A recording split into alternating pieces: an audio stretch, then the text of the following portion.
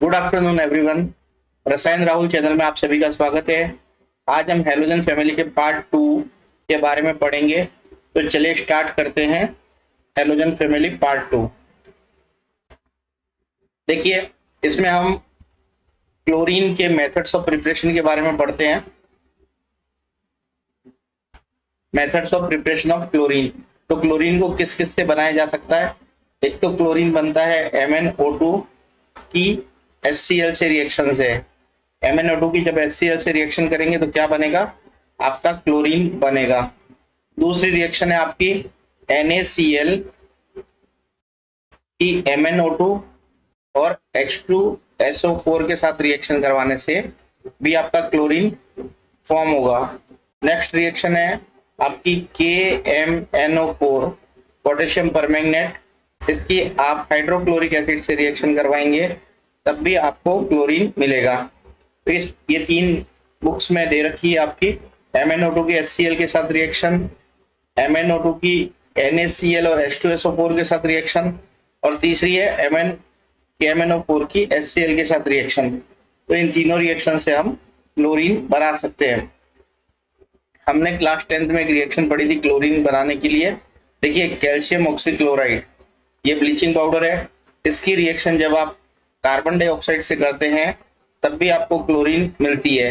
ये रिएक्शन अपनी बुक में नहीं है 12th में, लेकिन ये हमने 10th में क्लोरीन बनाने की रिएक्शन पढ़ी थी। अभी आगे देखते हैं हम। ये देखिए, अब देखिए और दो मेथड है क्लोरीन बनाने के। एक प्रोसेस है Deacon process. Deacon's process chlorine manufacturing का ये प्रोसेस है। इसमें आप हाइड्रोक्लोरिक एसिड की ऑक्सीजन से रिएक्शन करवाते हैं क्यूप्रिक क्लोराइड कैटलिस्ट की प्रेजेंस में और 723 केल्विन टेम्परेचर पे, तब आपको क्लोरीन मिलती है। नेक्स्ट रिएक्शन है इलेक्ट्रोलाइसिस।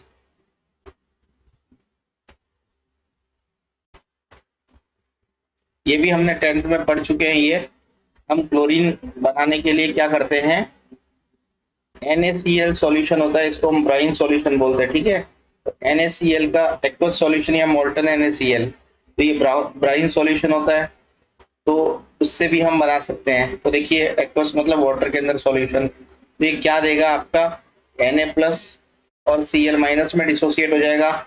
ये Na+ चला जाएगा आपका एनोड के पास में, सॉरी कैथोड के पास में, और कैथोड से इलेक्ट्रॉन ले लेगा और Na में सोडियम में ये कन्वर्ट होकर डिपॉजिट हो जाएगा। अब देखिए क्लोरीन कहाँ जाएगा आपका, इसको यहाँ दिखा देते हैं। क्लोरीन जाएगा आपका एनोड पे। एनोड पे क्लोरीन क्या करेगा, एक इलेक्ट्रॉन जो इसके पास है उसको डिपॉजिट कर देगा और ये Cl2 में कन्वर्ट हो जाएगा। तो इस तरीके से आप इसको इलेक्ट्रोलाइसिस प्रोसेस से भी ऑब्टेन कर सकते हैं। नेक्स्ट रिएक्शन देखते हैं हम। देखिए, ये क्लोरीन के मैन्युफैक्चरिंग की दोनों रिएक्शन हो गई। अब आप देखिए, क्लोरीन जो होती है वो ग्रीनिश येलो गैस होती है। ग्रीनिश येलो गैस होती है।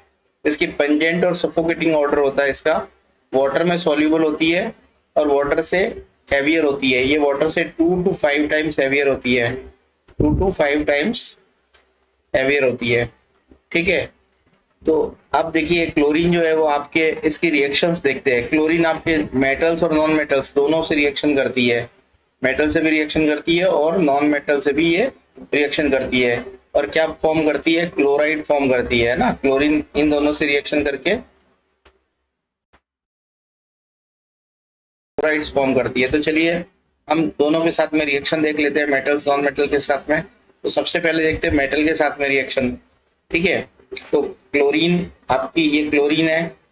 मेटल देखिए आप, हम एल्यूमिनियम के साथ इसकी रिएक्शन देखते हैं, ये क्या फॉर्म करेगी। एक मिनट, देखिए इसकी रिएक्शन हम एल्यूमिनियम से करवाते हैं। एल्यूमिनियम से तो ये क्या फॉर्म करेगी, AlCl3। Aluminium chloride. दूसरी रिएक्शन सोडियम मेटल से करवाते हैं तो ये NaCl फॉर्म करेगी। बहुत ही इजी सी रिएक्शन है, आपको सब आती है। आयरन से ये रिएक्शन कराता है तो FeCl3 फॉर्म करती है। ठीक है, ये तो हो गई मेटल के साथ में रिएक्शन। अब हम बात करते हैं नॉन मेटल के साथ। तो क्लोरीन जो है वो नॉन मेटल के साथ रिएक्शन करती है। एग्जाम्पल देखिए, जैसे फॉस्फोरस, फॉस्फोरस P4 की फॉर्म में होता है, ये फॉर्म करेगी PCl3। सल्फर के साथ में सल्फर S8 की फॉर्म में होता है तो ये H2Cl2 फॉर्म करेगी। तो ये आपको नॉन मेटल्स के साथ में रिएक्शन है और ये रिएक्शन आपकी मेटल्स के साथ में है। ठीक है, ओके। अब देखिए, ये हाइड्रोजन से भी रिएक्शन करती है तो हम उसको देखते हैं। ये मेटल के साथ रिएक्शन है सारी। देखिए, अब ये हाइड्रोजन से भी रिएक्शन करती है। ठीक है, reaction with compounds of hydrogen. तो हाइड्रोजन या हाइड्रोजन के कंपाउंड से रिएक्शन करती है। ये क्लोरीन है आपकी, डायरेक्ट हाइड्रोजन से रिएक्शन करके HCl फॉर्म करती है। अब हम लेते हैं हाइड्रोजन कंपाउंड, जैसे H2S हाइड्रोजन सल्फाइड है तो ये यहाँ पे 2H और 2Cl मिलके HCl बना देगी और सल्फर अलग हो जाएगा। ठीक है, तो इस तरीके से हाइड्रोक्लोरिक एसिड इससे फॉर्म होता है। क्लोरीन से आप हाइड्रोक्लोरिक एसिड भी बना सकते हैं। नेक्स्ट है आपकी ये कार्बन C10H16। ठीक है, ये हाइड्रोकार्बन है। क्या है? हाइड्रोकार्बन है। ओके, तो ये आपका डेकाइन है ना। तो डेकाइन कैसे लिखते हैं? CnH2n-2 लिखते हैं ना। तो C10 है तो H20, 20-2। तो ये आपका एक्चुअल में अनसैचुरेटेड हाइड्रोकार्बन है ना। तो C10H16 ये आपका, इससे जब ये रिएक्शन करेगी तो हाइड्रोक्लोरिक एसिड फॉर्म करेगी और कार्बन अलग हो जाएगा। ठीक है, तो हाइड्रोकार्बन से भी ये जब रिएक्शन करती है क्लोरीन तो आपके हाइड्रोक्लोरिक एसिड फॉर्म करती है। तो ये सारी रिएक्शन होती है। इस क्लोरीन की जो एक्चुअल में हाइड्रोजन के लिए ग्रेट एफिनिटी होती है। ठीक है, एफिनिटी बहुत ज्यादा होती है हाइड्रोजन से, इसीलिए ये हाइड्रोजन या हाइड्रोजन के कंपाउंड से रिएक्ट करती है। अब नेक्स्ट देखते हैं। देखिए, नेक्स्ट देखते हैं एल्केलाई के साथ रिएक्शन। एल्केलाई के साथ में रिएक्शन, एल्केलाई के साथ में ये दो तरीके से रिएक्शन करती है। एक तो आप यदि कोल्ड और डाइल्यूटेड एल्केलाई लेते हैं, कोल्ड एंड डाइल्यूट एल्केलाई लेते हैं तो ये आपकी क्लोराइड और हाइपोक्लोरेट फॉर्म करती है। क्या फॉर्म करती है? क्लोराइड एंड हाइपोक्लोरेट फॉर्म करती है। यदि आप यहाँ हॉट एंड कॉन्सेंट्रेटेड एल्केलाई लेते हैं तो आपके क्लोराइड तो फॉर्म होता ही होता है। क्लोराइड तो दोनों ही कंडीशन में फॉर्म होता है और हाइपोक्लोरेट की जगह क्लोरेट फॉर्म होता है। ठीक है, रिएक्शन देख लेते हैं इसकी। ये देखिए क्लोरीन, इसकी रिएक्शन हम सबसे पहले कोल्ड और डाइल्यूटेड NaCl के साथ में, NaOH के साथ में कर देते हैं। ठीक है, ये आपका एल्केलाई है, ये हमने लिया है कोल्ड और डाइल्यूट कंडीशन में लिया है। तब देखिए आप क्या बनेगा, एक तो आपका क्लोराइड बनेगा, ये क्लोराइड बनेगा सोडियम क्लोराइड, और क्लोरेट बनेगा, है ना, हाइपोक्लोरेट बनेगा NaClO, सोडियम हाइपोक्लोरेट, ये बनेगा। दूसरी रिएक्शन आपकी देखिए, आप यहाँ पे इस एल्केलाई को हॉट और कॉन्सेंट्रेटेड लेंगे तो क्या बनेगा? NaCl तो दोनों ही केस में बन रहा है और यहाँ पे हाइपोक्लोरेट की जगह क्लोरेट बन जाएगा NaClO3, ये क्लोरेट फॉर्म हो जाएगा। आगे देखते हैं। देखिए,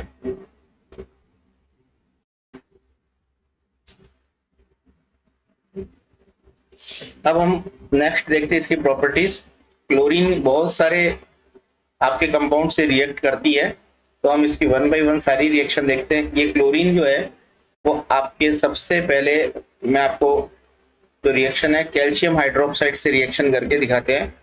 ये कैल्शियम हाइड्रोक्साइड है, इससे रिएक्शन करके ब्लीचिंग पाउडर फॉर्म करती है, ठीक है, जिसका फॉर्मूला होता है CaOCl2। ये आपका ब्लीचिंग पाउडर है, ये फॉर्म करती है कैल्शियम हाइड्रोक्साइड से रिएक्ट करके।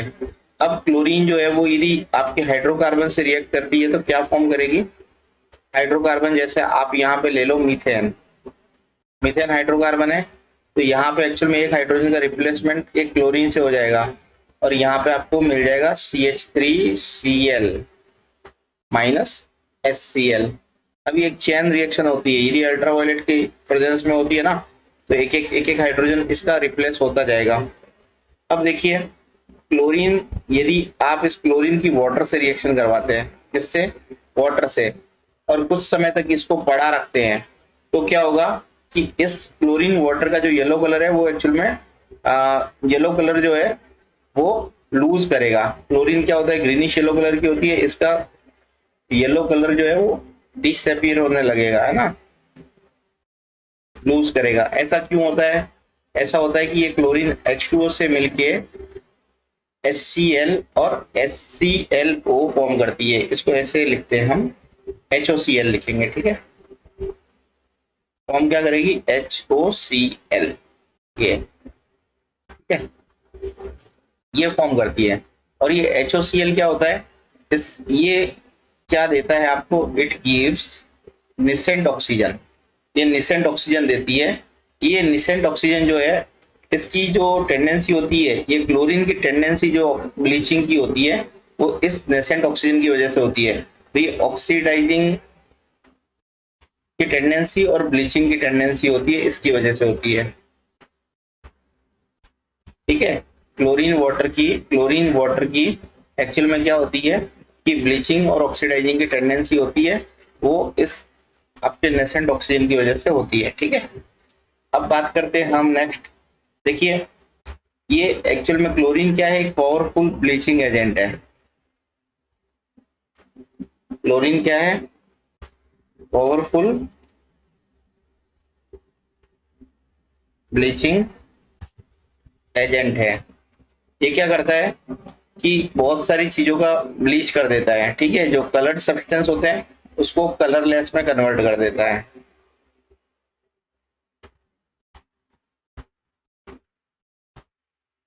कलर सब्सटेंस को क्या कर देता है, ये कलरलेस में कन्वर्ट कर देता है, ऑक्सीजन करती है, ठीक है,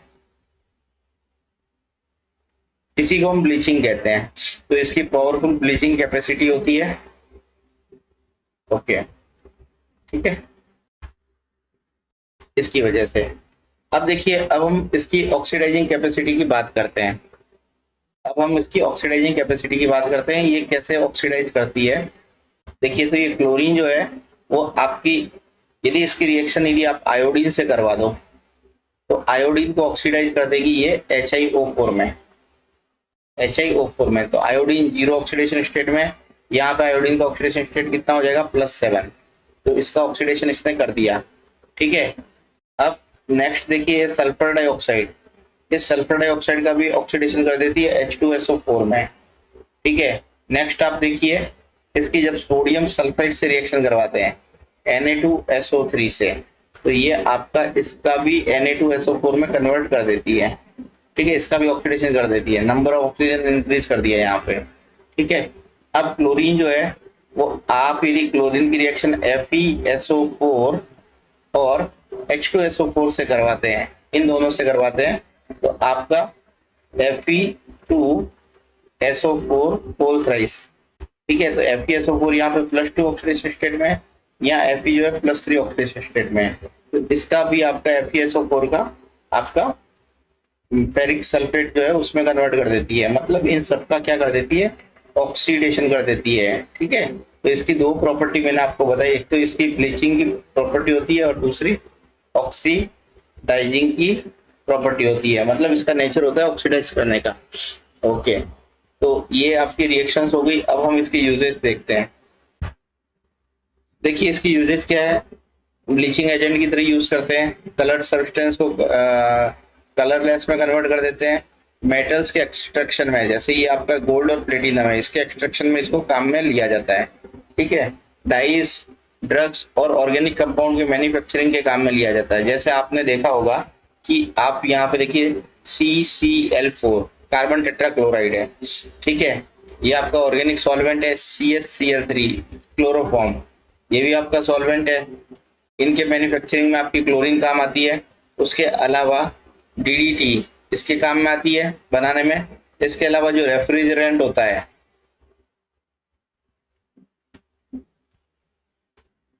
रेफ्रिजरेंट जैसे फ्रियोन, फ्रियोन जो होता है वो एक्चुअल में क्लोरोफ्लोरोकार्बन होता है ना, CCl2F2।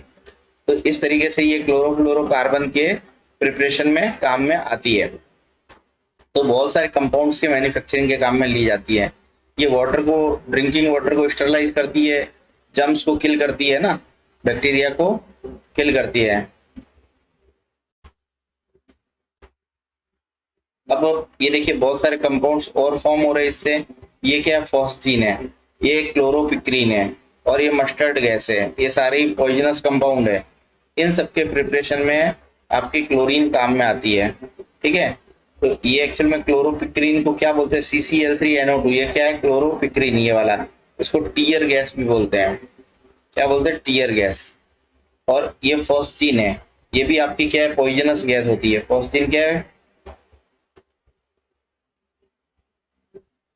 ये सारी आपकी क्लोरीन की हेल्प से बनती है। नेक्स्ट देखते हैं हम।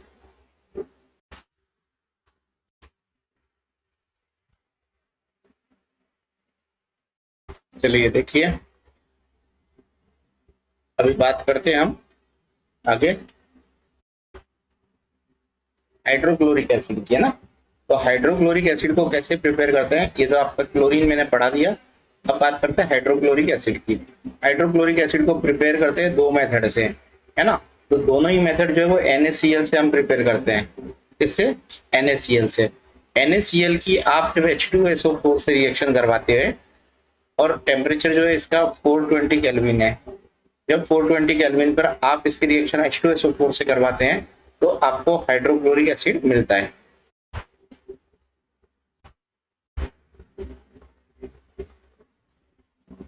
ओके, अब देखिए ये तो एक रिएक्शन हो गई। दूसरी रिएक्शन आप देखिए, अब NaCl की रिएक्शन, इसको भी मैं यहाँ लिख देता हूँ, ज्यादा अच्छा रहेगा। NaCl की दूसरी रिएक्शन है सोडियम बाइसल्फाइड से रिएक्शन, NaHSO4। ये है सोडियम बाइसल्फेट। इसकी 823 केल्विन टेम्परेचर पे रिएक्शन करवाते हैं, तब भी आपको HCl मिलती है। तो ये दो मेथड है इनके प्रिपरेशन के, ठीक है। दोनों ही मेथड किससे हम कर रहे हैं, इसको NaCl से प्रिपेयर कर रहे हैं। एक तो आप क्या कर रहे हैं, इसकी एसिड H2SO4 से रिएक्शन करके करवा रहे हैं, और एक आपका H2SO4 का जो सॉल्ट है ना, सॉरी, यहाँ पे सोडियम बाइसल्फेट से रिएक्शन करके करवा रहे हैं, ठीक है। ये सोडियम का सॉल्ट है। अब इनकी हम प्रॉपर्टीज देख लेते हैं। ये प्रिपरेशन के मेथड है।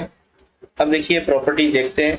ये कलरलेस गैस होती है, कलरलेस होती है, पंजेंट स्मेल होती है इसकी, और वाटर में सॉल्युबल होती है, ठीक है। ये वाटर में एक्चुअल में बहुत ज्यादा सॉल्युबल होती है ना। तो एक्चुअल में एक्सट्रीमली सॉल्युबल होती है वाटर में।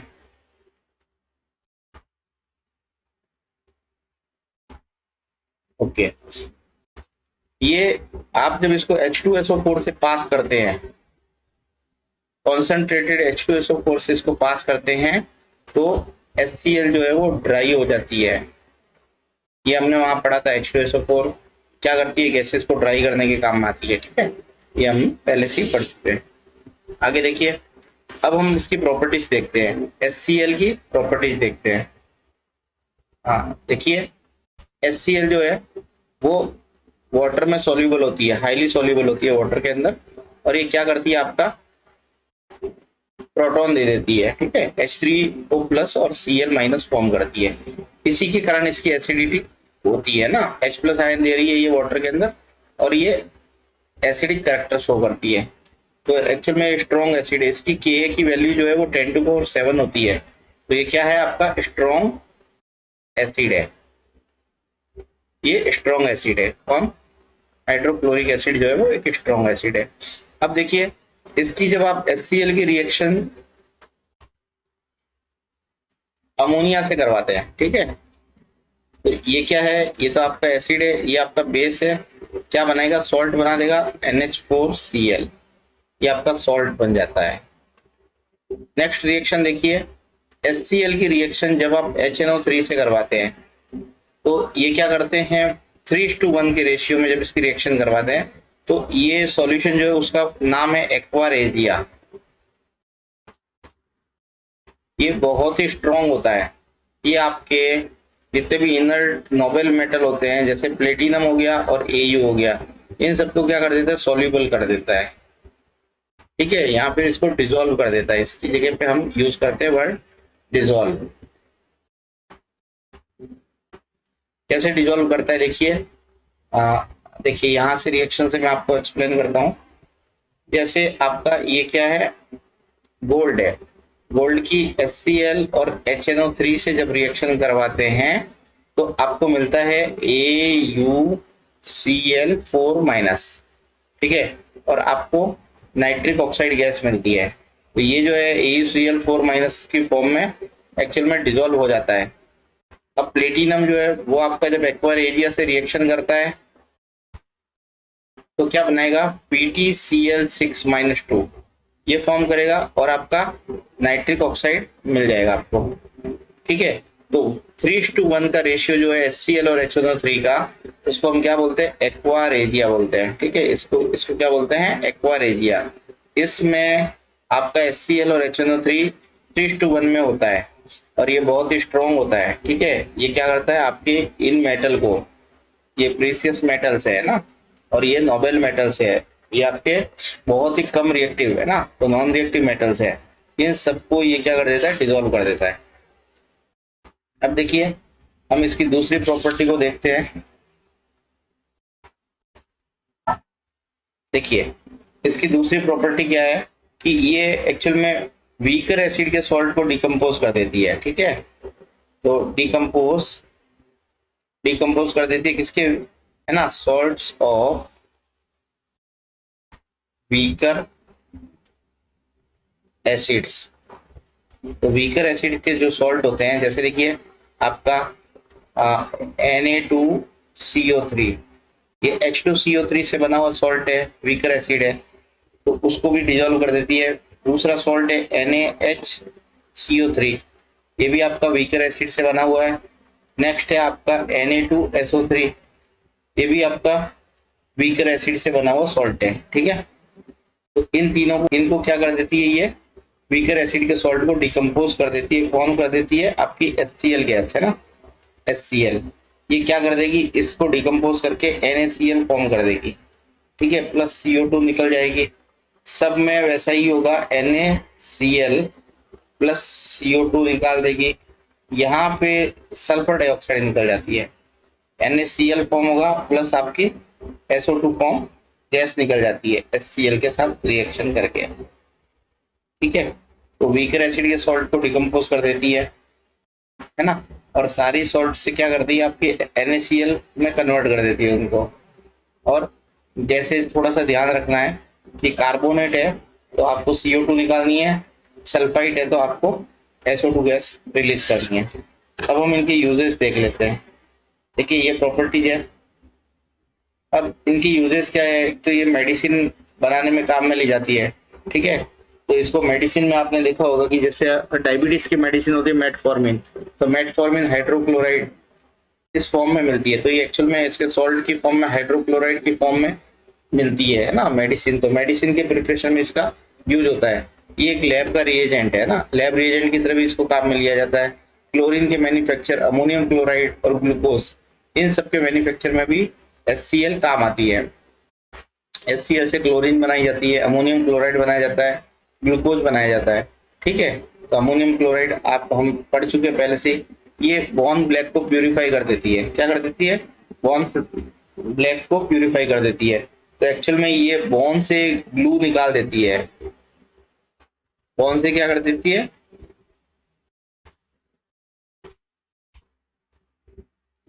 ग्लू को एक्सट्रैक्ट कर देती है और बॉन्ड को प्यूरिफाई करती है। नेक्स्ट देखते हैं,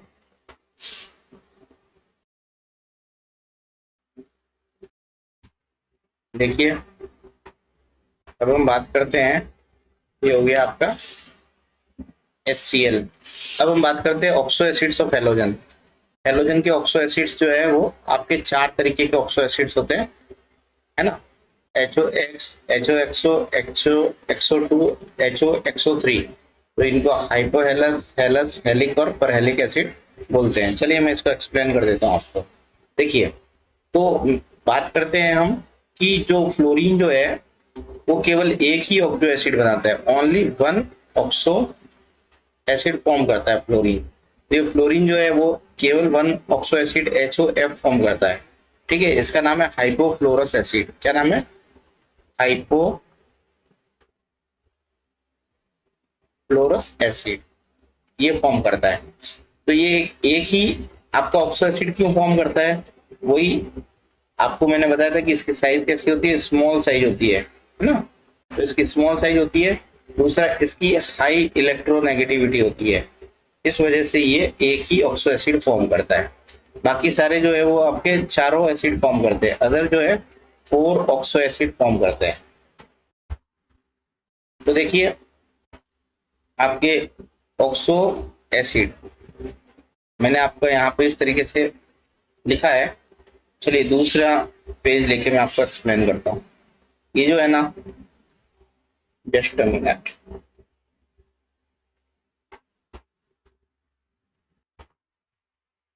देखिए,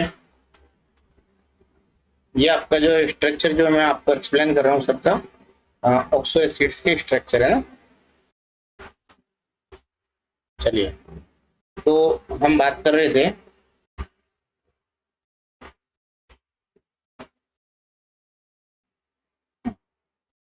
ऑक्सो एसिड्स के बारे में, है ना। ये ऑक्सो एसिड 4 तरीके के होते हैं। एक तो आपका HOX, ये दूसरा ऑक्सो एसिड होता है HOXO, थर्ड है HOXO3, HOXO2 सॉरी।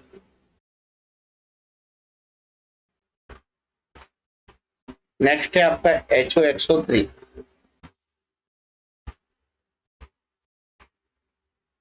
इस तरीके से आपका एक एक ऑक्सीजन बढ़ रहा है। यहाँ पे एक भी ऑक्सीजन नहीं है, यहाँ देखिए एक ऑक्सीजन बढ़ गया, यहाँ 2 ऑक्सीजन बढ़ गए, इधर 3 ऑक्सीजन बढ़ गए। इस तरीके से ये आपके ऑक्सो एसिड्स फॉर्म करते हैं 4 तरीके के। इसकी ऑक्सीडेशन स्टेट जो होती है वो +1 में होता ही है ना। OH माइनस, पूरा OH पे -1 चार्ज है, उधर चला जाएगा तो आपका +1 हो जाएगा। यहाँ पे देखिए ऑक्सीजन पे -2 है और पूरे OH पे -1 है, उधर जाएगा तो कितना हो जाएगा आपका +3 हो जाएगा। अब देखिए यहाँ पे -4 और -1 +5 हो जाएगा। यहाँ पे -6 और -1 +7। तो यहाँ पे ये +1 ऑक्सीडेशन स्टेट में और ये +3 में दूसरा ऑक्सो एसिड, तीसरा ऑक्सो एसिड +5 में और fourth oxo acid +7 oxidation state में फॉर्म होता है। अब इसको हम क्या बोलते हैं, इस ऑक्सीडेशन स्टेट के हिसाब से इसका नाम भी है। सबको हम हेलिक एसिड बोलते हैं, ठीक है, हेलिक बोलते हैं। हेलिक एसिड, HELIC। इसका नाम हो जाएगा एक ऑक्सीडेशन स्टेट में होने के लिए हेलिक 1 एसिड। ठीक है, ये +3 में है, इसका नाम होगा हेलिक 3 एसिड। इसका नाम हो जाएगा, ये +5 में है, हेलिक एसिड। ये आपका +7 में है, इसका नाम हो जाएगा हेलिक 7 एसिड। तो आपको चारों नाम पता चल गए, इनको कैसे हम लिखते हैं।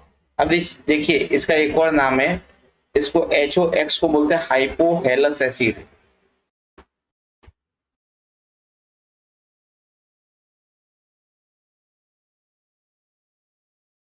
बोलते हैं हेलस एसिड। क्या बोलते हैं?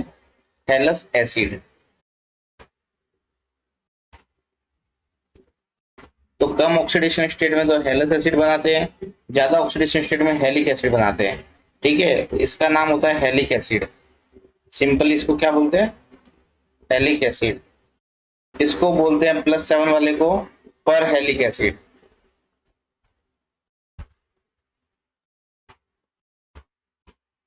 मैं फिर से रिपीट कर रहा हूँ, जो कम ऑक्सीडेशन स्टेट होती है जैसे +1 और +3, ये हेलस एसिड होते हैं, ज्यादा ऑक्सीडेशन वाले हेलिक एसिड होते हैं, ठीक है।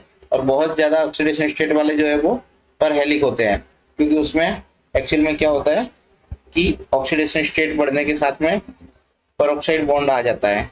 देखिए अब हम बात करते हैं इनकी स्ट्रक्चर की, ठीक है। इनके स्ट्रक्चर को समझते हैं। सबसे पहले मैं आपको HOX इसका स्ट्रक्चर देखते हैं। देखिए कैसे लिखा जाएगा, इसका स्ट्रक्चर कैसे लिखेंगे, ये एंगुलर शेप होता है ना। तो इसका स्ट्रक्चर इस तरीके से लिखा जाता है। ये कैसा शेप है, एंगुलर शेप। दूसरा है आपका HOXO, ये भी एंगुलर शेप ही होता है, ठीक है। ये भी आपका एंगुलर शेप ही होता है।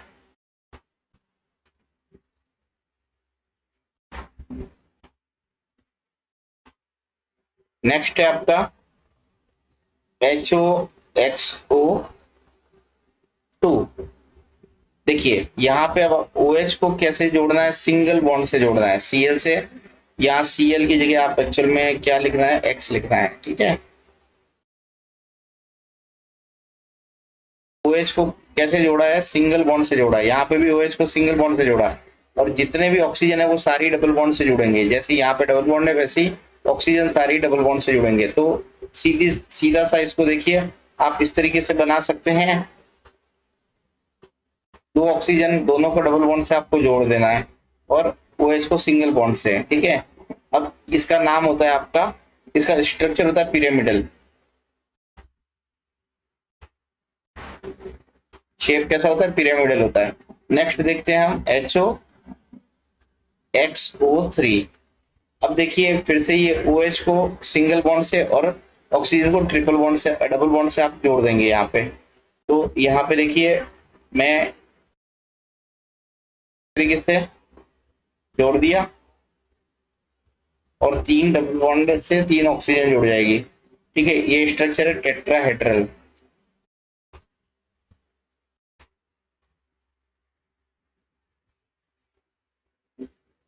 टेट्राहेड्रल स्ट्रक्चर है, ठीक है। अब इनके देखिए नाम देख लीजिए, एक इसको जैसे HOX है तो इसको HOCl भी हो सकता है, HOBr भी हो सकता है ना। HOXO क्या है, HOClO, HOBrO, ठीक है। HOClO2, HOClO2, HOBrO2, यहाँ पे HOClO3, HOBrO3। तो इस तरीके से ये सब इनके एग्जाम्पल हैं। आगे देखते हैं हम।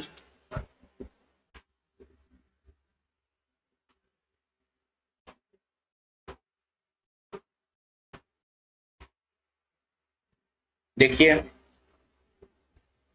अब हम बात करते हैं इंटर हेलोजन कंपाउंड की। इंटर हेलोजन कंपाउंड जो होते हैं वो दो डिफरेंट हेलोजन आपके कंपाउंड से फॉर्म होते हैं, ठीक है। इंटर हेलोजन कंपाउंड जो होते हैं वो दो डिफरेंट हेलोजन से फॉर्म होते हैं। तो दो डिफरेंट हेलोजन, एक तो X है, दूसरा आपका X डैश, ये दोनों इंटर हेलोजन कंपाउंड फॉर्म करते हैं। तो अभी ये देखिए इनमें एक्चुअल में क्या है, ये X डैश, इसमें जो आपको लेफ्ट हैंड साइड में दिख रहा है और जो राइट हैंड साइड में दिख रहा है, ये लेफ्ट हैंड साइड में है, ये इलेक्ट्रोपॉजिटिव है। क्या है ये, मोर इलेक्ट्रोपॉजिटिव। ये जो है आपका, ये लेस इलेक्ट्रोपॉजिटिव है, मतलब इसकी इलेक्ट्रोनेगेटिविटी जो है वो ज्यादा होती है, उसको आप लेफ्ट हैंड साइड में लिखते हो, जिसकी कम होती है उसको आप राइट हैंड साइड में लिखते हो। तो दोनों हेलोजन जो है उसकी इलेक्ट्रोनेगेटिविटी में डिफरेंस होने की वजह से हम उसको एक्चुअल में ज्यादा इलेक्ट्रोपॉजिटिव को लेफ्ट हैंड साइड में लिखेंगे। ये आपका लार्ज साइज का होता है, जैसा है लार्ज साइज का हेलोजन होता है। ये जो है वो आपका स्मॉल साइज होती है इसकी, ठीक है, इसकी लार्ज साइज होती है। अब देखिए इसके रेशियो को देखते हैं हम कि कितने मैक्सिमम इंटर हेलोजन कितने मॉलिक्यूल्स एटम को ऑक्यूपाई कर सकती है। तो आपका जो इलेक्ट्रोपॉजिटिव और इलेक्ट्रोनेगेटिव कितना ज्यादा होता है, इन दोनों के रेशियो में, साइज के रेशियो में जितना ज्यादा डिफरेंस होता है, उतने मॉलिक्यूल्स पर, उतने एटम्स पर मॉलिक्यूल्स वो ऑक्यूपाई करता है। ठीक है, तो देखिए, तो एटम्स पर मॉलिक्यूल उतने ही ज्यादा ऑक्यूपाई करता है। तो देखिए साइज के अंदर ये आपका इलेक्ट्रोपॉजिटिव, हम मैक्सिमम इलेक्ट्रोपॉजिटिव, ऊपर से नीचे जाने पर इलेक्ट्रोपॉजिटिविटी बढ़ती है हेलोजन की, तो एफ से आई, मैक्सिमम इलेक्ट्रोपॉजिटिव आपका आई है, तो आई साइज भी आई की सबसे बड़ी होगी, और सबसे ज्यादा, सबसे कम इलेक्ट्रोपॉजिटिव आपका एफ, जो सबसे ऊपर होता है। ठीक है, उसकी साइज भी सबसे छोटी होगी, स्मॉलेस्ट साइज होगी। तो लार्जेस्ट साइज और स्मॉलेस्ट साइज इन दोनों हेलोजन में ही मिलेगी। तो इनका जो F x upon x dash का रेशियो इनका ही सबसे ज्यादा होगा। तो यही सबसे ज्यादा नंबर के मतलब एटम्स को ऑक्यूपाई करेगा। तो ये एक्चुअल में यहाँ पे आई जो सेंट्रल एटम है, मैक्सिमम 7 एटम जो है आपके आयोडीन के ऑक्यूपाई करता है। तो ये आपका हो गया maximum number of atom, maximum number of atoms जो ऑक्यूपाई कर सकता है एक हेलोजन। तो ये आपको समझ में आ गया होगा। नेक्स्ट देखते हैं हम। अब देखिए इंटर हेलोजन कंपाउंड्स की प्रिपरेशन का मेथड बता देता हूं मैं आपको कि कैसे प्रिपेयर होते हैं। ठीक है, तो देखिए इंटर हेलोजन कंपाउंड, जैसे ये क्लोरीन है ना, क्लोरीन की जब आप F2 से रिएक्शन करवाते हैं, F2 से, इससे F2 से, और वो भी इक्वल वॉल्यूम में, इक्वल वॉल्यूम मतलब 1:1 में रिएक्शन करवाते हैं, तो क्या बनेगा ClF। तो देखिए यहाँ पे ये क्या है आपका लेस इलेक्ट्रोपॉजिटिव है, मतलब इसकी इलेक्ट्रोनेगेटिविटी ज्यादा है और इसकी इलेक्ट्रोनेगेटिविटी कम है। ठीक है, तो जो आपकी इलेक्ट्रोनेगेटिविटी जिसकी कम या जो ज्यादा इलेक्ट्रोपॉजिटिव उसको लेफ्ट हैंड साइड में लिखना है, जो आपका इलेक्ट्रोनेगेटिव है उसको राइट हैंड साइड में लिखना है। तो ये ClF बनाएंगे, है ना। ये टेम्परेचर कितना चाहिए इसका, 437 डिग्री केल्विन या 437 केल्विन टेम्परेचर पे ये रिएक्शन होती है। नेक्स्ट है, यदि आप यही रिएक्शन जो है वो यदि एक्सिस में करवाते हो फ्लोरीन की, ठीक है, एक्सिस, तो एक्सिस में ये 1:3 के रेशियो में रिएक्ट करता है। कितने में, 1:3 के रेशियो में, यानी ये 1 रेशियो में और फ्लोरीन 3 के रेशियो में। तो आपको क्या मिलेगा, ClF3 फॉर्म होगा यहाँ पे। और ये टेम्परेचर जो है इसका रिएक्शन का 573 केल्विन टेम्परेचर पे ये रिएक्शन होती है। तो आपको यहाँ फ्लोरीन एक्सिस में लेने पर ये मिलता है। अब एक और रिएक्शन देखिए इसकी, आयोडीन के साथ में भी हम रिएक्शन इसकी देख लेते हैं। तो आयोडीन के साथ में ये क्या करती है, I2 के साथ में, यदि वॉल्यूम इक्वल होता है 1:1 के रेशियो में, तो आपका यहाँ पे Cli नहीं बनेगा, यहाँ ICl फॉर्म होगा। इलेक्ट्रोपॉजिटिव है, ये इलेक्ट्रोनेगेटिव है, दोनों में देखना है आपको, ICl फॉर्म करेगा, Cli फॉर्म नहीं करेगा। तो इक्वल वॉल्यूम में ये ICl फॉर्म करेगा। एक्सिस के अंदर देखिए ये क्या फॉर्म करेगा, यदि आप यहाँ पे I2 जो है वो I2 के साथ में रिएक्शन करवाते हो और Cl2 एक्सिस में लेते हैं, एक्सिस Cl2, तो क्या फॉर्म होगा, ICl3 फॉर्म होगा।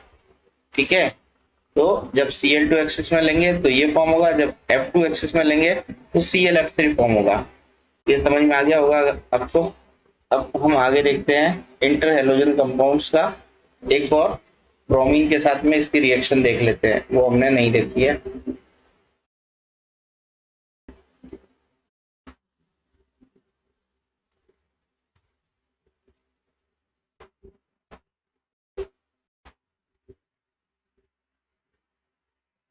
देखिए ब्रोमीन के साथ ये आपका Br2 है। ये Br2 भी आपका दो तरीके से रिएक्शन करता है F2 के साथ में। यदि F2 जो है उसकी एक्चुअल में डाइल्यूटेड वाटर की प्रेजेंस में, डाइल्यूट H2O की वाटर में, यदि 3F2 के साथ में इसकी रिएक्शन होती है तो बनेगा सीधा BrF3। और यदि एक्सिस में वाटर लेते हैं, या एक्सिस का मतलब 5F2 लेते हैं, यदि एक्सिस में लेते हैं तो क्या बनेगा, BrF5, ये फॉर्म होगा। तो इस तरीके से आपके इंटर हेलोजन कंपाउंड आप फॉर्म कर सकते हैं। नेक्स्ट देखते हैं हम।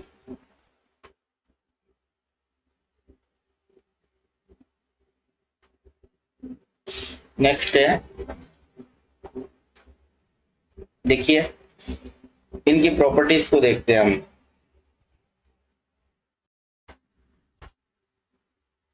प्रॉपर्टीज देखते हैं। देखिए प्रॉपर्टीज क्या है, ये बहुत ही इंपॉर्टेंट प्रॉपर्टीज होती है।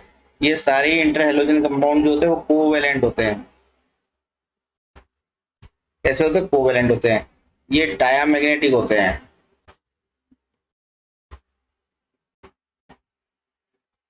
कैसे? डायमैग्नेट होते हैं। इनकी फिजिकल और केमिकल प्रॉपर्टी, इनकी फिजिकल प्रॉपर्टी जो होती है वो इनके जो जो हेलोजन से ही रिएक्ट करते हैं, मतलब ये एक्स एक्सटेस है ना, तो इंडिविजुअल हेलोजन के इंटरमीडिएट होती है। ठीक है, फिजिकल प्रॉपर्टीज क्या होती है,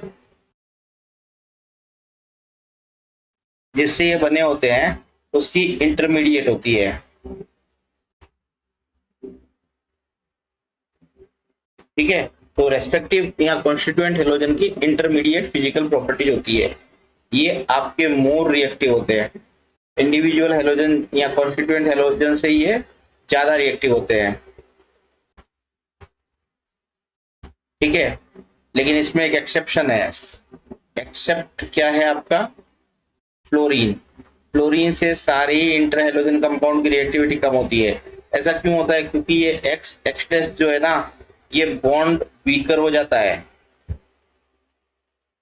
जिसकी वजह से जो है ये बॉन्ड वीकर हो जाता है, इजीली टूट जाता है।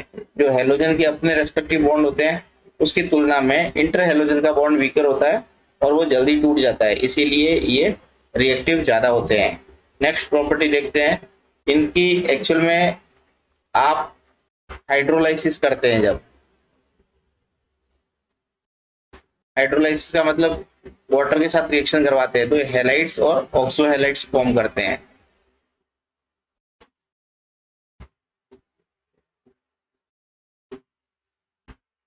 हाइड्रोलाइसिस करने पर हेलाइड्स और ऑक्सो हेलाइड्स फॉर्म करते हैं। देखिए कैसे करते हैं ये। आपका एक्स एक्स डैश वाटर से रिएक्शन करवा दी मैंने, तो आप यहाँ पे इस तरीके से देख लो, तो कैसे फॉर्म होगा ये आपका H जो है, एक्स डैश जो है वो आपका H से रिएक्ट करेगा, तो यहाँ पे आपका बनेगा H, एक minute, H x dash plus आपका क्या बनेगा, XOH, या इसको ऐसे लिखते हैं HOX लिखते हैं। ठीक है, HOX ये फॉर्म होंगे। ठीक है, तो ये हाइपोक्लोरेट है और ये आपका हाइपोहेलिक एसिड है। ठीक है, एग्जाम्पल ले लेते हैं, एक एग्जाम्पल लेके हम इस चीज को देख सकते हैं। देखिए HX जैसे आपने लिया ICL, ठीक है, इसका हाइड्रोलाइसिस करवा दिया आपने वाटर के साथ में, HOH के साथ में। ठीक है, तो ये आपका Cl किसके साथ जाएगा, H के साथ में, ये फॉर्म करेगा आपका HCl, और आपका ये फॉर्म करेगा आपका HOI। समझ में आ गया होगा आपका। अब इनके शेप के बारे में बात करते हैं हम। देखिए इनके शेप जो है वो आपके क्या होते हैं, जो इंटर हेलोजन जो है वो यदि HX है तो लीनियर शेप होता है।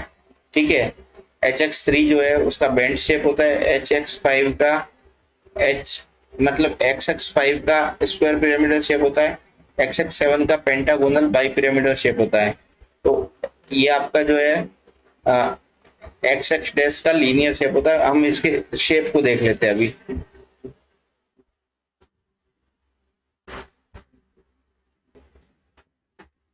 देखिए शेप को देखते हैं, तो सबसे पहले हम आपके एच एक्स डैश को देखते हैं। इसका एग्जांपल क्या है आपका, CLF, BRF। तो ये एक्स एक्स जो है इस टाइप से होता है ना, CLF ऐसे लिखेंगे, BRF आप ऐसे बनाएंगे, तो स्ट्रक्चर कैसा होता है, लीनियर। इनका स्ट्रक्चर कैसा है, लीनियर होता है। अब हम बात करते हैं नेक्स्ट हेलाइड, नेक्स्ट आपकी HX3 X-3, इसका एग्जांपल देख लीजिए ClF3, ठीक है, BrF3, IF3, ये सारी एग्जांपल है। तो हेलोजन जो है ना, लिखने से पहले देखिए यहाँ पे मैं आपको एक्सप्लेन कर देता हूँ कि इसका NS जो है उसको कैसे हम बनाते हैं। इस तरीके से हम बनाते हैं, ये आपका NH2 NP5 है, ठीक है। बॉन्ड कितने फॉर्म कर रहा है, 3, ये चला जाएगा एक्साइटेड स्टेट में, तो यहाँ पे ये d ऑर्बिटल के अंदर आपको इस तरीके से एक इलेक्ट्रॉन मिलेगा। यहां से मैं इलेक्ट्रॉन को निकाल देता हूं, क्या कर देता हूं, यहाँ पे एक इलेक्ट्रॉन है, तो ये 3 बॉन्ड फॉर्म हुए कि नहीं हुए, 1 बॉन्ड, 2 बॉन्ड, 3 बॉन्ड, किससे किया इसने, एक्स और एक्स से। अब इसके पास में कितने लॉन पेयर है, ये 2 लॉन पेयर, ठीक है। अब इसको देखिए आप, इसका स्ट्रक्चर, एक्स जो है सेंट्रल एटम है, ये 3 बॉन्ड फॉर्म करते हैं एक्स के साथ इस तरीके से, इस तरीके से, और इसके पास में क्या होते हैं, ये 2 लॉन पेयर मिल जाते हैं आपको। तो इसका ये स्ट्रक्चर जो है वो बेंड शेप होता है। कैसा होता है, बेंड शेप, इसको हम टी शेप भी बोलते हैं। क्या बोलते हैं, टी शेप स्ट्रक्चर। ओके, आपको समझ में आ गया होगा। ये फर्स्ट एक्साइटेड स्टेट में इस तरीके से आपका होता है। अब नेक्स्ट देखते हैं हम XX5 स्ट्रक्चर देखते हैं, एक्स डैश, सॉरी, इसका स्ट्रक्चर देखते हैं। तो इसका स्ट्रक्चर कैसा होता है, फिर से वही वाली बात है कि यहाँ पे देखिए ये 5 बॉन्ड फॉर्म कर रहा है, कितने बॉन्ड फॉर्म कर रहा है, तो यहाँ पे 2 बार एक्साइटेड स्टेट आपको लिखनी पड़ेगी, ठीक है। ये 1 2 3 4, तो यहाँ पे एक एक्साइटेड स्टेट में तो ये बना, दूसरी एक्साइटेड स्टेट में ये बना, ठीक है। यहाँ से मैं इसको, यहाँ से फिर से लिख देते हैं हम इस तरीके से, ये आपका 5 बॉन्ड बने, एक एक्सप्रेस, दूसरा एक्सप्रेस, तीसरे एक्सप्रेस से ये बॉन्ड बना देगा, फोर्थ से ये बॉन्ड बना देगा, और फिफ्थ से ये बॉन्ड बना देगा। इसके पास में एक लॉन पेयर बचा, ठीक है, क्या बचा, एक लॉन पेयर। तो इसका स्ट्रक्चर देखिए आप, इस तरीके से होता है, ये एक्सप्रेस है, ये भी एक्सप्रेस है, ये भी एक्सप्रेस है, ये भी एक्सप्रेस है। आप इसको इस तरीके से फॉर्म कर सकते हैं।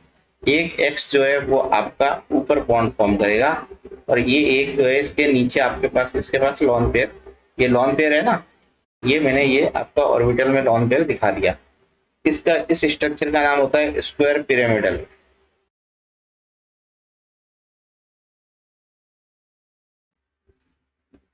अब हम लास्ट देखते हैं,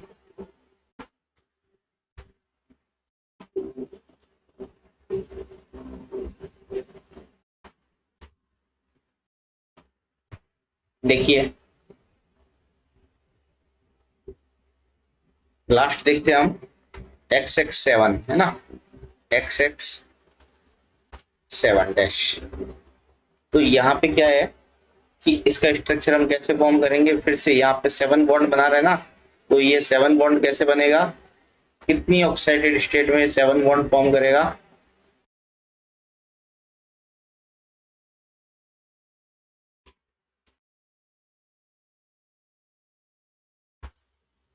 ये था। अब ये एक एक्साइटेड स्टेट, और ये आपकी तीसरी एक्साइटेड स्टेट है। अब आप देखो यहाँ पे सिंगल बॉन्ड रह जाएगा, फिर से लिख देते हैं इसको,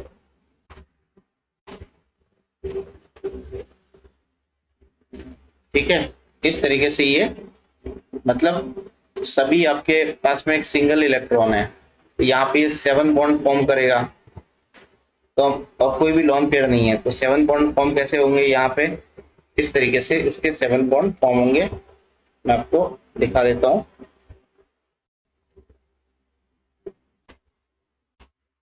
इसका जो स्ट्रक्चर है ना, उसको हम कैसे बनाएंगे, इस तरीके से हम उसको फॉर्म करेंगे।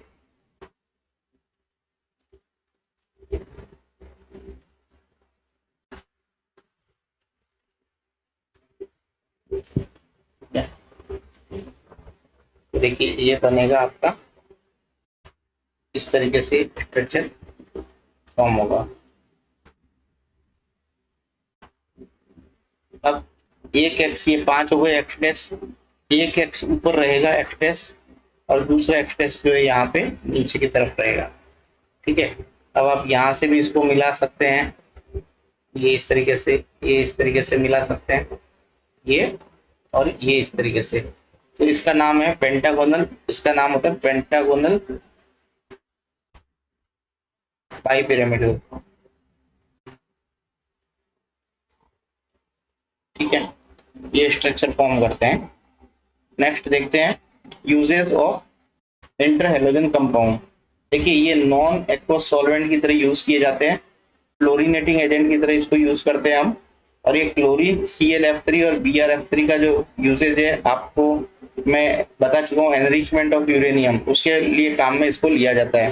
तो यूरेनियम को आपको यूरेनियम UF6 की फॉर्म में आपको ऑब्टेंड होता है। तो ये आपका यूरेनियम 235 है ना, मतलब उसमें एनरिचमेंट के काम में आता है, UF6 की फॉर्म में आपको ये मिल जाता है। तो देखिए यूरेनियम की जब आप रिएक्शन करवाते हैं Cl(F3) के साथ में, तो आपको क्या मिलेगा, UF6 ये मिलेगा और आपको मिलेगा ClF। ठीक है, इस रिएक्शन का यूज करते हैं हम प्रोडक्शन ऑफ UF6 के, है ना, इन एनरिचमेंट ऑफ यूरेनियम 235। तो ये लेसन आपका समाप्त होता है। आपको मेरा वीडियो अच्छा लगा हो तो मेरे वीडियो को लाइक कीजिए प्लीज, और मेरे चैनल को सपोर्ट कीजिए, मेरे चैनल को सब्सक्राइब कीजिए।